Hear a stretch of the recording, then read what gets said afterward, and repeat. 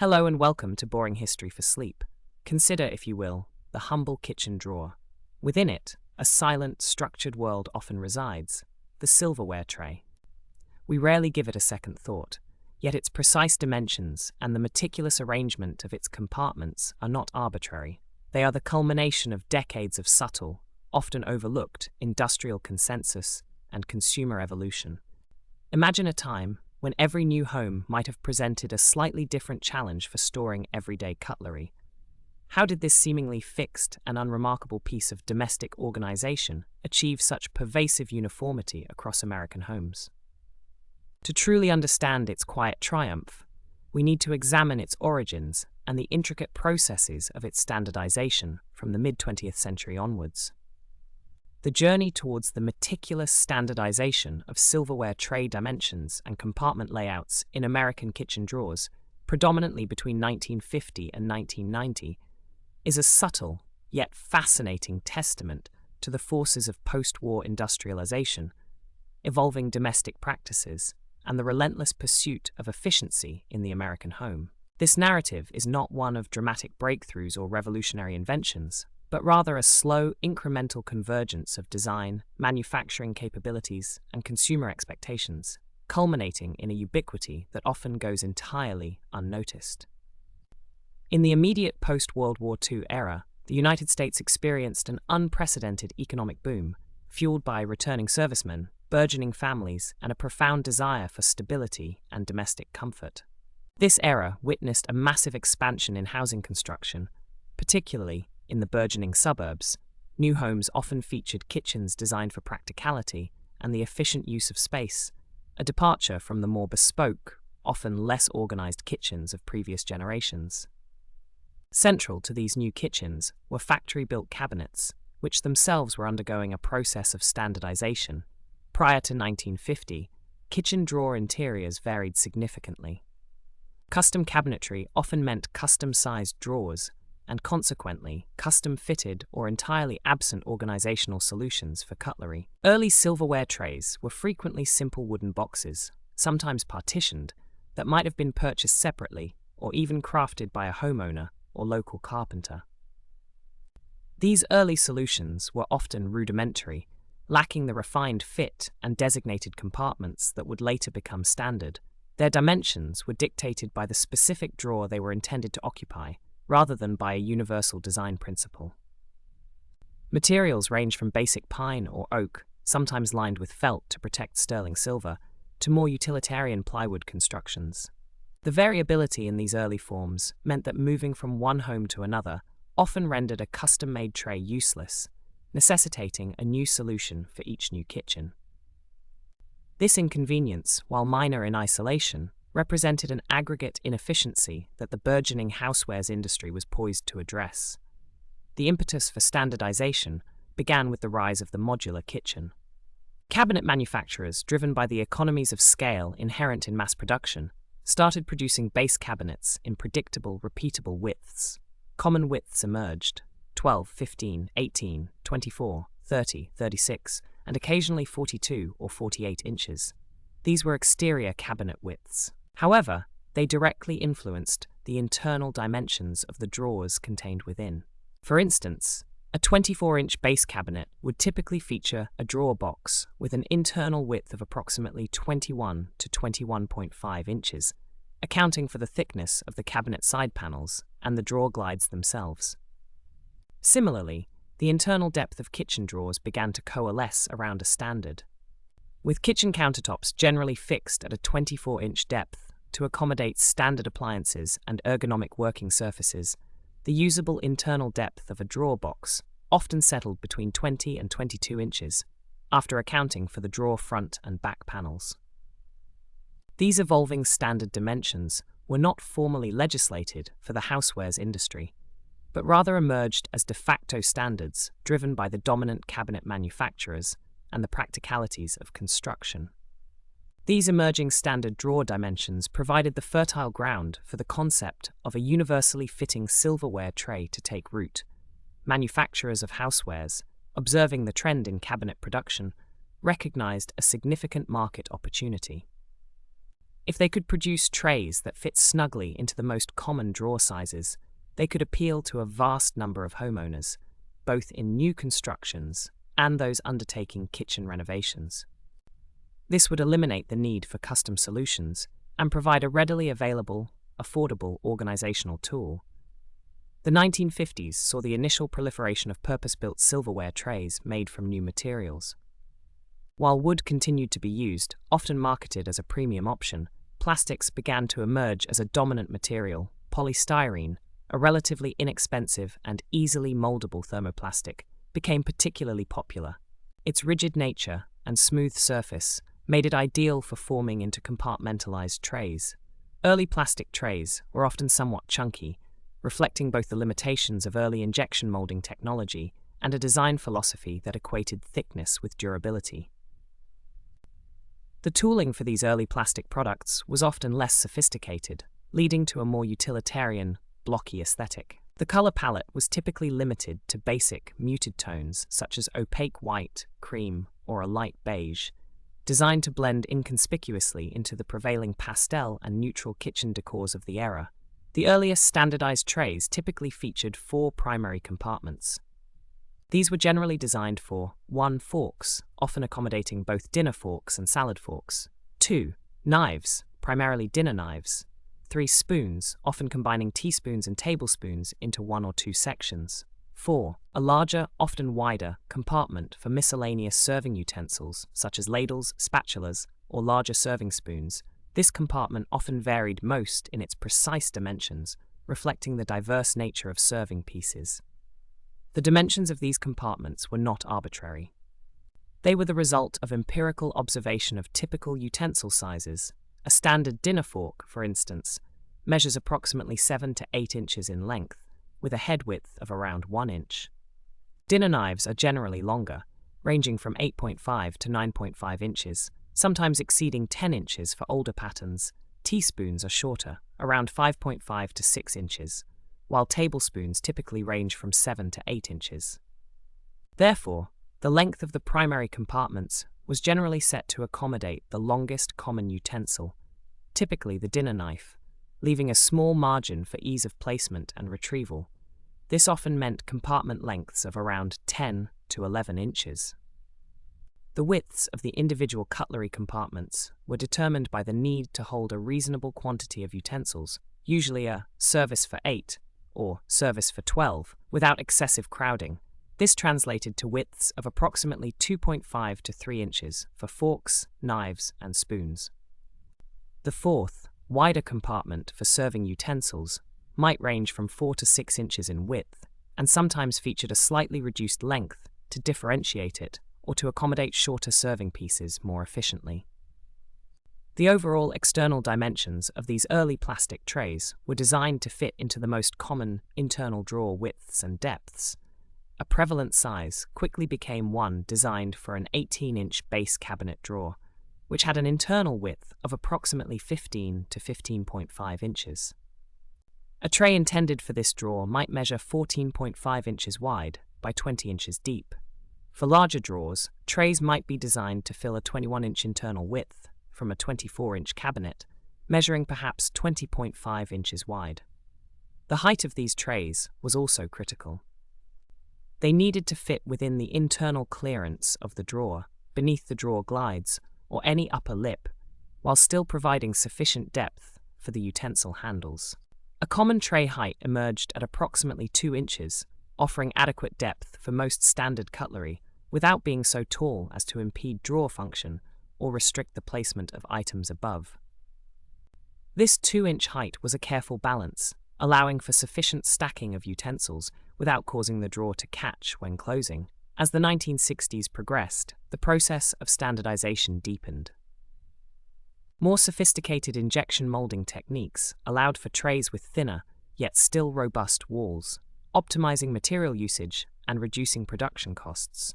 This decade also saw the introduction of new plastics, such as polypropylene, which offered greater flexibility, heat resistance, and impact resistance compared to polystyrene. This meant trays were less prone to cracking if dropped or subjected to stress, enhancing their durability and perceived value.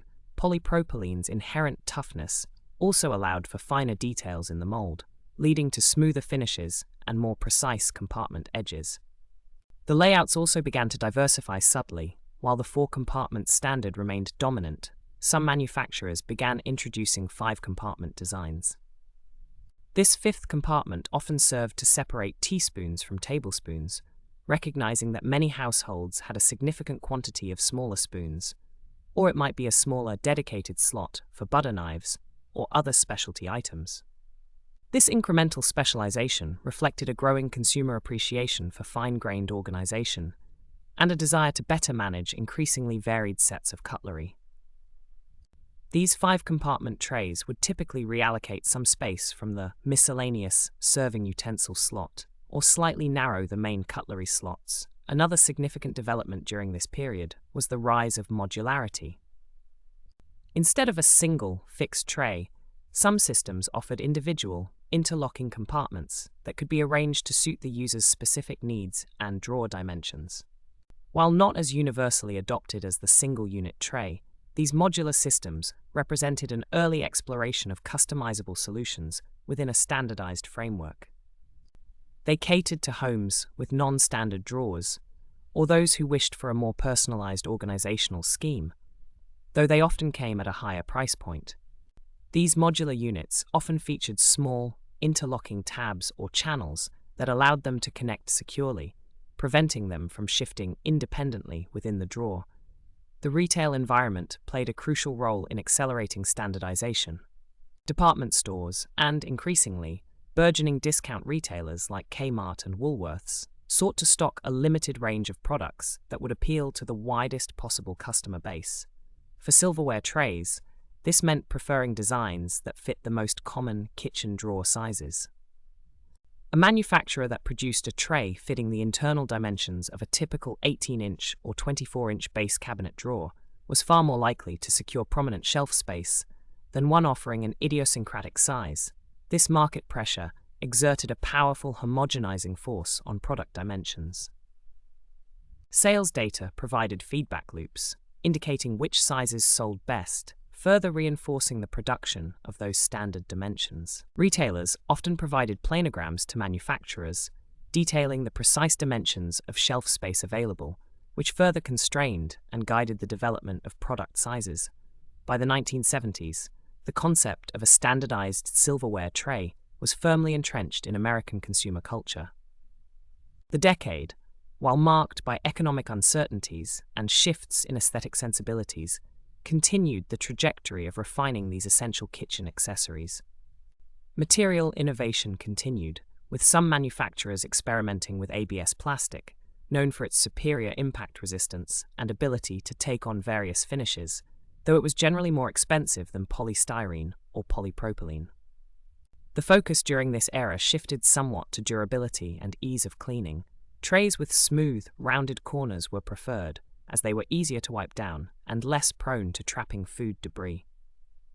The color palette also began to broaden beyond the ubiquitous opaque white or beige, with earth tones, avocado green, harvest gold, and even burnt orange reflecting the popular kitchen trends of the era. These colors, while varied, were often chosen from a limited, standardized set to ensure broad appeal and manufacturing efficiency. The compartment layouts, while largely adhering to the 4 or 5 slot standard, became more refined in their interior geometry. The subtle curves at the base of compartments were optimized to allow utensils to lie flat and be easily retrieved. This gentle radius, typically 0.25 to 0.5 inches, prevented utensils from becoming wedged into sharp corners. The height of the internal dividers also became somewhat standardized. They needed to be high enough to prevent utensils from mixing between compartments when the drawer was opened or closed, but not so high as to impede easy access or cause handles to snag. A common height for these internal dividers was around 1.5 inches, slightly below the overall tray height, creating a clear visual and tactile boundary without unnecessary obstruction. This ensured that even when a drawer was opened quickly, the cutlery remained in its designated section. The expandable silverware tray began to gain significant traction in the 1970s and 1980s, This innovation represented a clever solution to the remaining variability in drawer widths. An expandable tray typically consisted of a core, fixed compartment unit, often with 4 or 5 slots, and 1 or 2 sliding side sections. These side sections could be extended outwards, allowing the tray to precisely fit a wider range of drawer widths. This meant a single product SKU, stock keeping unit, could cater to, for example, internal drawer widths ranging from 12 inches up to 18 or 20 inches, significantly simplifying inventory for retailers and increasing market reach for manufacturers. The sliding mechanism was usually a simple tongue-and-groove design, often molded from polypropylene for its inherent lubricity and resilience, allowing for smooth, friction-fit adjustment. The design of these sliding mechanisms was also standardized, featuring subtle detents or friction points to hold the tray at the desired expansion without collapsing. The exact dimensions of these expandable trays also became subject to de facto standardization. The core unit would be sized to fit the smallest common drawer width, perhaps 10 to 11 inches, allowing for insertion into a 12-inch cabinet drawer. The extended width could then cater to 15, 18, or even 24-inch cabinet drawers, meaning the fully extended tray might reach 14, 17, or 20 inches in width. The maximum expansion was carefully calibrated to fill the typical internal width of a 24-inch or 30-inch base cabinet drawer, which often had internal widths of approximately 21 or 27 inches, respectively. This engineering of adjustability within a framework of fixed common dimensions was a hallmark of late 20th century housewares design, offering versatility without sacrificing the benefits of standardization. The depth dimension, however, remained relatively fixed. The 24-inch standard depth for kitchen countertops meant that drawer depths largely remained consistent. Therefore, silverware trays rarely needed to be expandable in depth. The 20 to 22-inch internal depth of most base cabinet drawers meant that trays of approximately 19 to 21 inches in length were optimal, leaving a small buffer at the front and back for the drawer front's construction and any rear stoppers or glides. This consistency in depth allowed manufacturers to focus their expandable designs primarily on width, simplifying the product line. The late 1980s saw further refinements driven by both aesthetic trends and an increasing focus on ergonomics and user experience. Kitchens were increasingly viewed as central living spaces, and organization within them was becoming a point of pride. Manufacturers began offering trays in a wider array of colors, from pastels to darker, more sophisticated tones, to match evolving kitchen decors. Transparent or translucent plastic trays also became popular, allowing for a quick visual inventory of contents without having to move or disturb the utensils. This visual transparency added a layer of perceived modernity and efficiency. The materials themselves also saw incremental advancements. High-gloss finishes on polystyrene became more common, giving a sleeker, more modern appearance. The advent of thermoplastic elastomers allowed for softer, non-slip feet on trays, preventing them from sliding around within the drawer. Some trays even incorporated rubberized linings within the compartments to further dampen the sound of cutlery and prevent scratching. These details, while seemingly minor, contributed to a perceived increase in quality and user satisfaction. The application of non-slip features was often through co-molding or adhesive attachment, with the design standardized to ensure secure adhesion and longevity. The standardization process was not mandated by a single overarching governmental body for silverware trays specifically. Instead, it was a complex interplay of several forces. 1. Cabinetry industry standards. The National Kitchen and Bath Association, NKBA, and other industry groups established guidelines for modular cabinet sizing. These guidelines, focused on efficient kitchen layout and installation, inherently created standard drawer box dimensions that were then adopted by housewares manufacturers. These guidelines were not prescriptive for cutlery trays, but their influence on the physical environment of the kitchen was paramount. 2. Appliance industry. The dimensions of dishwashers, ranges, and other kitchen appliances influenced the overall flow and layout of kitchens, indirectly reinforcing the standardized cabinet sizes that housed drawers. The uniformity of appliance dimensions meant that cabinet manufacturers had to maintain consistent sizing, which in turn cascaded down to drawer interiors. Housewares manufacturers, leading companies like Rubbermaid, Sterilite, and others, invested heavily in market research to identify optimal dimensions and layouts. Their products, widely distributed through national retail chains, effectively set de facto industry standards through sheer market dominance and consumer acceptance. Competitors then had to adhere to these established sizes to remain competitive and capture market share. Number 4. Retailer demands. As mentioned, retailers preferred stocking a limited number of SKUs that would fit the widest range of consumer needs, reinforcing the production of standard sizes. The logistics of inventory management and display space made it impractical for retailers to stock a vast array of non-standardized sizes. Consumer expectations. Over time, consumers came to expect that a new silverware tray purchased off the shelf would fit their existing kitchen drawers. This expectation, cultivated by decades of consistent product offerings, became a powerful driver for manufacturers to maintain adherence to standard dimensions. The absence of a standard product would be perceived as a flaw by consumers. Let us delve deeper into the meticulous nuances of compartment design. Consider the typical 4-compartment layout. The precise angle of the corners within each compartment was critical. Sharp 90-degree corners, while simpler to mold, could make it difficult to retrieve a single fork or spoon from a tightly packed stack, often requiring multiple attempts or the use of another utensil. A gentle radius, typically ranging from 0.25 to 0.5 inches, at these internal corners facilitated easier retrieval, allowing utensils to be scooped out with minimal effort. This subtle design choice was an ergonomic refinement that enhanced user experience and became a de facto standard for well-designed trays. Furthermore, the depth of the compartments relative to the overall height of the tray was carefully balanced. If the compartment bottom was too shallow, longer utensils might protrude excessively, potentially catching on the top of the drawer frame when closed. This could lead to premature wear on the drawer or the tray itself. If too deep, it could create wasted space above the utensils, making it harder to reach the bottom layers and reducing overall efficiency. The typical 2-inch overall tray height, with an internal compartment depth of approximately 1.8 inches, allowed for ample storage without causing obstruction. The remaining 0.2 inches often accounted for the thickness of the tray's base and any small feet or risers on the bottom, designed to elevate the tray slightly for better air circulation or to accommodate minor drawer bottom irregularities. The very texture of the plastic was also a design consideration. Early polystyrene trays often had a relatively smooth, somewhat slick surface. While easy to clean, this could sometimes lead to utensils sliding around more vigorously, especially if the drawer was opened or closed with force, creating an undesirable clatter.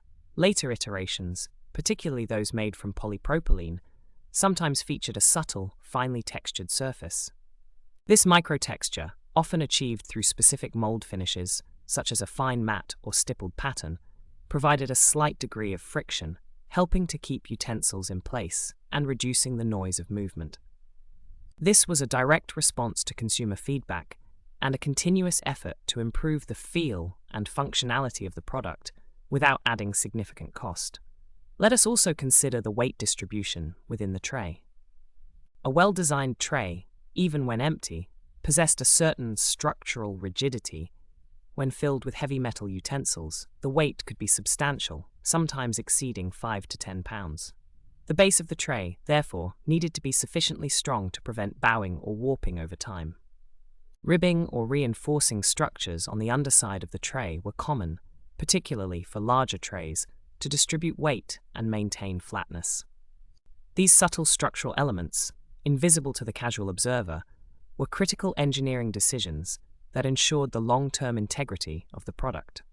These ribs might be shallow, perhaps 0.1 to 0.2 inches deep, and spaced at intervals of 1 to 2 inches, strategically placed to counteract anticipated stress points, typically running perpendicular to the longest dimension of the tray to resist bending.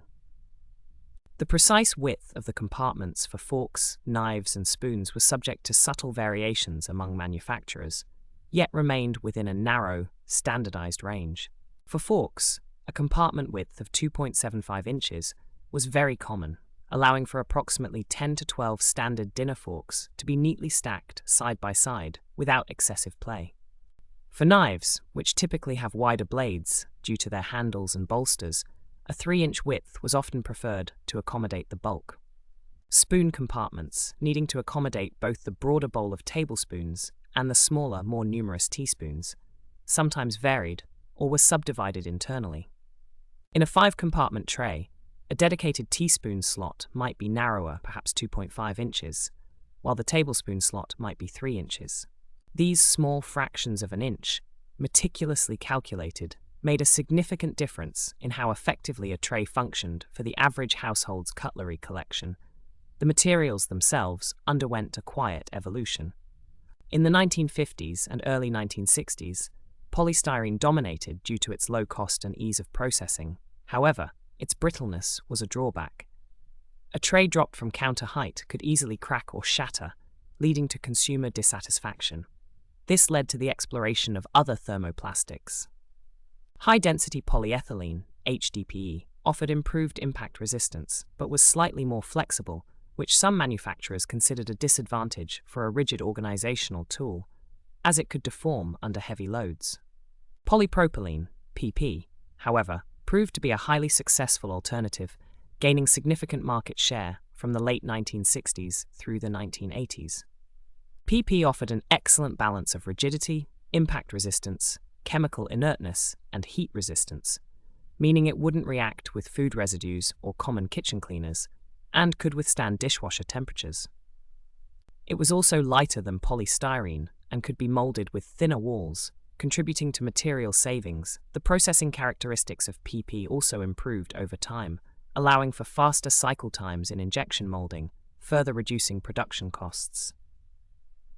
The characteristic semi-translucent appearance of some PP trays, along with its often slightly more textured surface, became an iconic look for kitchen organization products during this period.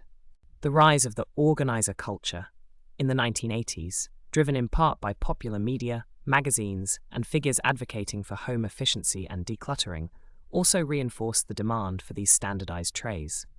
As households accumulated more specialized kitchen gadgets and varied sets of cutlery, often including dedicated steak knives or specialty serving pieces, the need for effective, compartmentalized storage became more acute. This pressure from consumer demand directly encouraged manufacturers to continue iterating on existing designs, seeking marginal improvements in functionality, durability, and aesthetic appeal, all within the established dimensional parameters that ensured compatibility with existing kitchen infrastructure. Consider the phenomenon of a set of silverware. A typical service for 8 or 12 would include dinner forks, salad forks, dinner knives, soup spoons, and teaspoons, often accompanied by a few serving pieces. The compartment layouts were designed to accommodate these standard sets efficiently. For example, a compartment designed for forks might be expected to hold 8 to 12 dinner forks and 8 to 12 salad forks, necessitating a certain width and depth. Manufacturers would conduct internal tests, loading compartments with various cutlery types and quantities to ensure optimal fit and ease of use. This empirical testing contributed significantly to the subtle standardization of compartment dimensions, ensuring that an average family's cutlery could be neatly stored. Even the method of cleaning these trays was factored into their design.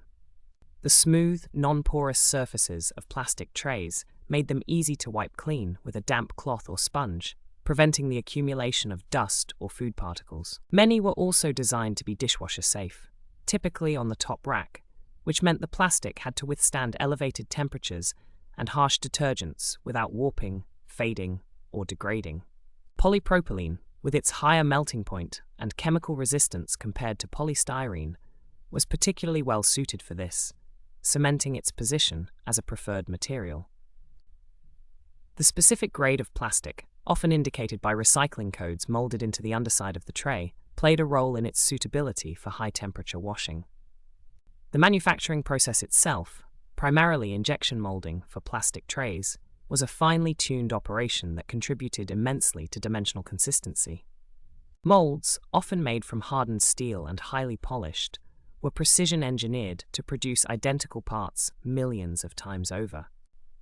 The control of variables such as melt temperature, injection pressure, holding pressure, and cooling time was critical to achieving consistent dimensions, uniform wall thickness, and a blemish-free surface finish. Any deviation could result in warped parts, inconsistent sizing that would fail to fit standard drawers, or cosmetic defects, leading to rejection during quality control. The pursuit of zero defects in high-volume production meant that manufacturers had to invest heavily in robust process control and quality assurance systems, which inherently led to greater product uniformity across batches and production runs.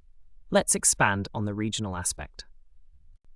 While the standardization was widespread, there were subtle regional preferences or initial market penetration differences. For instance, in some parts of the country, certain cabinet manufacturers might have been more dominant, leading to a slight preponderance of a particular drawer width in that area. Silverware tray manufacturers, through their sales and distribution networks, would gather this market intelligence and adjust their production mixes accordingly, perhaps shipping more of a specific size to a particular region. However, the overarching trend was always towards universal compatibility, ensuring that a tray bought in California would fit a kitchen drawer in New York, a crucial aspect for national retailers seeking simplified logistics. The height of the overall tray, typically around 2 inches, was also constrained by the presence of drawer slides or runners. Many kitchen drawers, particularly from the 1970s and 1980s, utilized metal side-mounted or bottom-mounted drawer slides that required specific clearances. These slides often had a small projection or clearance requirement above the drawer box itself. For example, a 0.25-inch gap above the top edge of the drawer box. The tray had to sit comfortably within the drawer without interfering with these mechanisms, which further reinforced the maximum allowable height. If a tray were too tall, even by a fraction of an inch, it could scrape against the top of the drawer frame or prevent the drawer from fully closing, rendering it unusable. This seemingly minor mechanical constraint became a powerful driver for standardizing the vertical dimension across the industry. Furthermore, the design often incorporated small, molded-in feet or a slightly raised perimeter on the bottom surface of the tray. These features served a dual purpose. They created a small air gap, preventing moisture from becoming trapped between the tray and the drawer bottom, which could lead to mildew or damage to wooden drawers. Secondly, they provided a slight elevation that could help the tray sit more stably in drawers with minor imperfections or slight debris, allowing it to clear small obstructions. These feet were typically less than 0.1 inches high, almost imperceptible, but functionally significant for enhancing hygiene and stability. The nomenclature for these trays also evolved. Initially, they might have been simply called cutlery boxes or drawer dividers, reflecting their more rudimentary origins. As the product became more refined and specific to its purpose, particularly with its designated compartments and standardized fit, the term silverware tray or cutlery tray became widely adopted, reflecting the shift from general storage to a specialized organizational solution for dining implements. The language itself mirrored the product's journey towards specific standardization and increased sophistication. The interaction between the tray and the drawer's internal finishes also played a role. Kitchen drawers, particularly in the later part of this period, were often lined with a smooth washable laminate, a durable, easy-to-clean paint finish, or occasionally even a subtle patterned wallpaper. The smooth underside of plastic silverware trays was designed to slide easily over these surfaces, allowing for easy removal and cleaning of the drawer itself. Conversely, if the drawer bottom was unfinished wood or a rougher particle board, the smooth plastic prevented splintering or snagging, protecting both the tray and the drawer. This interoperability with common drawer finishes was an unspoken design requirement that contributed to the tray's widespread acceptance. Consider the depth of each individual compartment within the tray. While the overall height of the tray might be 2 inches, The internal usable depth for the utensils was slightly less, perhaps 1.8 inches. This was to account for the thickness of the plastic base itself, which provided structural integrity. A uniform base thickness of approximately 0.1 inches was common. The subtle curvature where the side walls met the bottom of the compartment was not just aesthetic, it also added strength to the structure, preventing stress concentrations that could lead to cracking under repeated heavy loading, especially when loaded with a full complement of metal utensils. This engineering detail ensured the tray's longevity. The rise of specialized cutlery, such as steak knives, during the latter half of the 20th century also influenced compartment design. While a basic 4-compartment tray might integrate steak knives with dinner knives, more sophisticated 5- or 6-compartment trays often provided a dedicated slot. These slots might be slightly narrower and specifically dimensioned to hold the typically shorter, thicker-bladed steak knives without their points protruding awkwardly or damaging other utensils. This demonstrates the iterative nature of standardization, adapting to new consumer needs while maintaining core dimensional principles and ensuring compatibility within the established drawer sizes. The concept of nested or stackable trays, while not universally adopted, also emerged as a niche solution, particularly for specialty items or for smaller drawers where space was at a premium. These trays would be dimensioned such that a smaller, shallower tray could fit inside a larger, deeper one, allowing for layered organization of infrequently used items or smaller gadgets. However, the primary focus remained on single-layer, broad-surface organization for the most frequently accessed cutlery, as this offered the best accessibility and visual organization for daily use. The influence of marketing and advertising cannot be overstated in this process. As manufacturers gained confidence in their standardized designs, they began to promote the benefits of an organized kitchen. Advertisements in popular homemaking magazines of the 1960s, 70s, and 80s often showcased pristine, organized drawers, with silverware neatly arrayed in perfectly fitting trays. This visual reinforcement further cemented the idea of the standardized silverware tray as an essential component of a well-managed home, subtly influencing consumer purchasing decisions and expectations. The message was clear: a well-ordered home was achievable, and the standardized silverware tray was a key tool in this endeavor, promising domestic tranquility and efficiency. Even seemingly minor details, such as the lip or rim around the top edge of a silverware tray, underwent a subtle standardization. This rim typically provided structural rigidity, preventing the tray from flexing excessively, especially when being lifted out of a drawer. It also served as a convenient gripping point for easy removal. The height and thickness of this rim were generally consistent, perhaps 0.2 to 0.3 inches in height and 0.1 to 0.15 inches in thickness, providing a comfortable and secure hold without being obtrusive or adding unnecessary bulk. This consistency across different manufacturers meant that consumers could expect a similar tactile experience regardless of the brand. The relationship between the silverware tray and other drawer organizational accessories also became standardized. For instance, the dimensions of utensil dividers, often sold separately, were designed to be compatible with the same drawer dimensions that silverware trays targeted. This allowed consumers to mix and match organizational solutions from different brands, relying on the underlying consistency of drawer sizes. This interoperability was a silent but powerful benefit of the overall standardization trend, giving consumers more choice within a predictable framework. The environmental considerations, while not as dominant in the 1950 to 1990 period as they are today, still played a subtle role. The ability to produce trays from recycled plastics, or plastics that were themselves recyclable, became an increasingly important factor, particularly by the 1980s. Manufacturers began to subtly indicate the type of plastic used, often with the resin identification code molded into the underside, e.g., PP for polypropylene, allowing for easier recycling at the end of the product's life. This move towards sustainability, however nascent, was intertwined with the efficiency of mass production and material science advancements, as many plastics could be reground and reused in non-critical applications. the weight of the empty tray itself was also a consideration.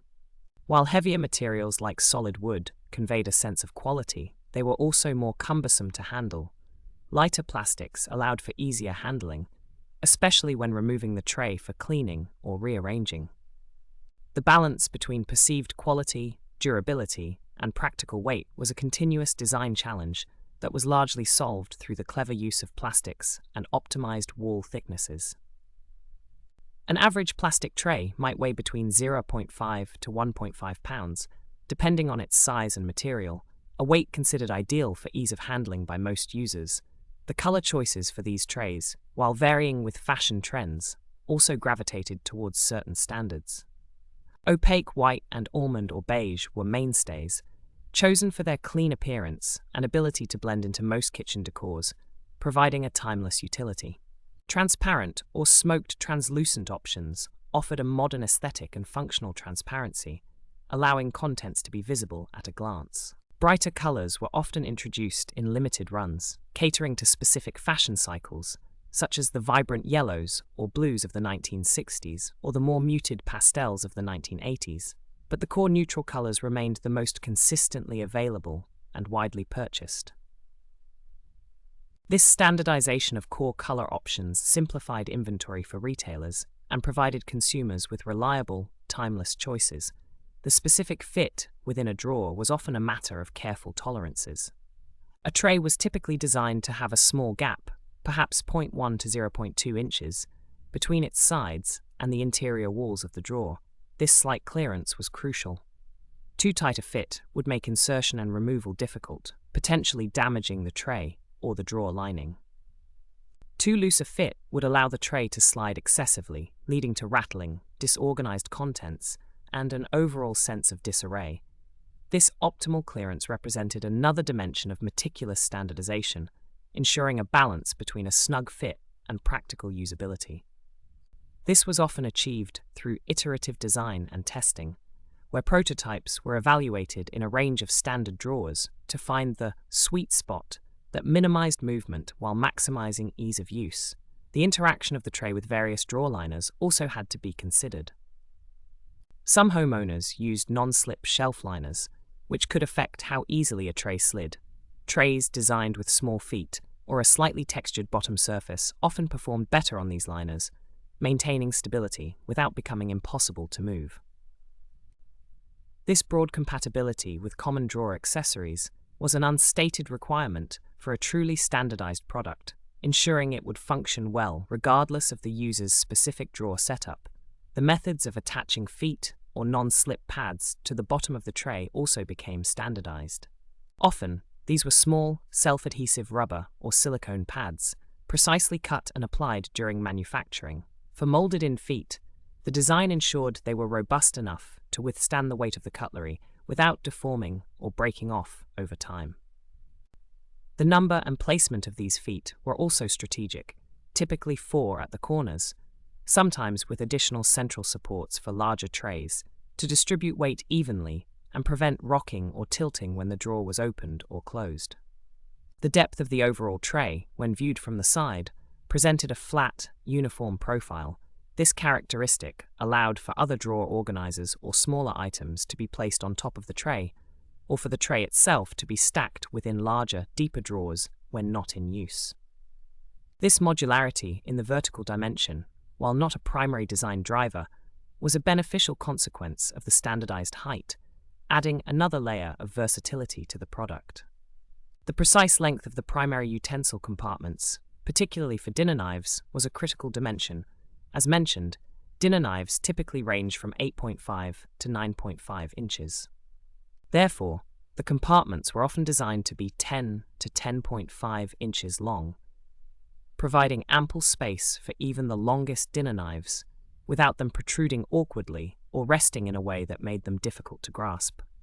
This consistency across brands meant that regardless of one's specific cutlery set, it was highly likely to fit neatly into any standard silverware tray, minimizing consumer frustration. The thickness of the internal dividers between compartments was also standardized. These dividers were generally thinner than the exterior walls, typically ranging from 0.08 to 0.12 inches, Making them too thick would waste precious internal space, reducing the capacity of each compartment and making the tray less efficient. Making them too thin would compromise their rigidity, allowing them to flex and potentially mix utensils during drawer movement. This optimal thickness represented a delicate balance of material efficiency, structural integrity, and maximum storage capacity. The integration of specific features for specialty utensils became more prominent in the later part of the period. For instance, some trays featured a small, designated slot for a can opener or a bottle opener, recognizing these as common kitchen implements often stored alongside cutlery. These small, ancillary compartments were often positioned at the very end of a primary compartment or as a small, separate section in a multi-compartment expandable tray. This subtle expansion of functionality within the standardized form demonstrated the ongoing responsiveness of manufacturers to evolving kitchen needs, without disrupting the core dimensional standards. The durability of the plastic, especially its resistance to staining from food residues or discoloration from prolonged exposure to sunlight, if a drawer was inadvertently left open for extended periods, was also a factor in material selection and standardization. Polypropylene generally performed very well in these regards, maintaining its appearance over years of use, which contributed to its widespread adoption and the establishment of consumer expectations for long-lasting, visually appealing performance. The edges of the compartments, where the plastic might meet the user's hand, were also subject to subtle ergonomic standardization. They were typically smoothly rounded or chamfered, preventing sharp edges that could scratch or irritate the hand during placement or retrieval of utensils. This attention to tactile detail, while seemingly minor, contributed to the overall pleasantness of using the product and underscored the meticulous nature of its design evolution, prioritizing user comfort. The specific grade of plastic used, often a virgin resin to ensure purity and consistency, was also standardized among leading manufacturers, while different grades of polystyrene or polypropylene offered slightly different properties, e.g., melt flow index, impact strength, surface hardness. Manufacturers would often select a particular grade that provided the best balance of processability, cost, and desired product characteristics. This internal standardization of raw materials was a hidden but crucial component of consistent product quality and dimension, ensuring that trays produced in different factories or at different times would still meet the same specifications. The manufacturing tolerances themselves were incredibly tight for a mass-produced item. For a plastic tray designed to fit a drawer with, say, an internal width of 15.25 inches, the tray's width might be specified as 15.1 inches, with a tolerance of plus or minus 0.05 inches. This meant that the vast majority of trays produced would fall within a very narrow dimensional range, ensuring a consistent fit for consumers across millions of units. Achieving such tight tolerances on mass-produced plastic items required sophisticated mold design, precise injection molding machinery with advanced control systems, and rigorous quality control procedures, including optical inspection and dimensional measurements at various stages of production. The decision-making process for designing these trays involved a cross-functional team including industrial designers, material scientists, manufacturing engineers, and marketing specialists. The industrial designers would focus on aesthetics, ergonomics, and overall layout of compartments. Material scientists would select the optimal plastic and any necessary additives for durability, color, and heat resistance. Manufacturing engineers would ensure the design could be produced efficiently, consistently, and within cost targets using existing machinery. Marketing specialists would provide insights into consumer preferences, retail requirements, and competitive landscape. The convergence of these diverse disciplines led to the highly optimized and standardized products we observe. The impact of humidity and temperature fluctuations on the plastic was also a consideration, particularly for wooden drawers, which might swell or contract seasonally. Plastic trays, being largely impervious to humidity changes, maintained their dimensions, providing a stable organizational element, even if the surrounding drawer experienced minor shifts. This dimensional stability of the tray itself further enhanced its reliability and perceived quality, especially in homes without climate control. The subtle click or snap that some expandable trays made when fully extended or retracted to certain points was sometimes an intentional design feature. This tactile feedback provided reassurance to the user that the tray was securely locked into a chosen width, preventing accidental shifting during drawer operation. This attention to haptic feedback was another layer of design sophistication within the standardization process, improving the user's confidence in the product. The packaging of these trays also became standardized. Typically, they were sold either unwrapped, with a simple branded label, or in a clear plastic bag or shrink wrap. The dimensions of the packaging were standardized to optimize shelf space in retail environments, typically designed to fit standard shelving depths and heights. This external standardization of packaging further contributed to the seamless integration of these products into the consumer marketplace, making them easily identifiable and efficiently displayed. The long-term impact of this meticulous standardization is profound, though often unrecognized. It has created a pervasive sense of order and efficiency in millions of American kitchens, allowing homeowners to effortlessly organize one of the most frequently used categories of household items. The very fact that most people do not consciously think about their silverware tray, assuming it simply fits and works without specific thought, is the ultimate testament to the success of this quiet, incremental, and highly detailed standardization process. It is a testament to the cumulative efforts of countless designers, engineers, and manufacturers striving for optimal function within a rapidly evolving domestic landscape. The period from 1950 to 1990 truly represented the golden age of this particular form of domestic standardization. By the time the 1990s were drawing to a close, the designs had largely coalesced into a refined set of highly functional, widely compatible products. Future innovations would focus more on advanced aesthetics, smart materials, and very specialized niches, but the core dimensional and layout standards had been firmly established. The silverware tray, in its subtle uniformity, stands as a quiet monument to American ingenuity in the realm of everyday utility. Its story is one of relentless attention to detail, a steady march towards unobtrusive perfection, and a testament to the power of collective industrial action in shaping the contours of daily life. The quiet hum of mass production, the precise clicks of injection molds, and the meticulous measurements on factory floors all contributed to this pervasive yet unnoticed order in our kitchen drawers.